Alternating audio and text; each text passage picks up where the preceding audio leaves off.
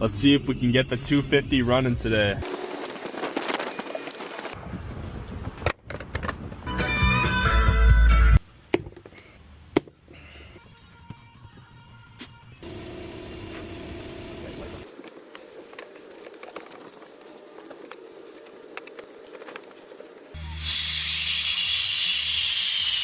So after doing all that, it's still leaking. You can see there's fuel right there.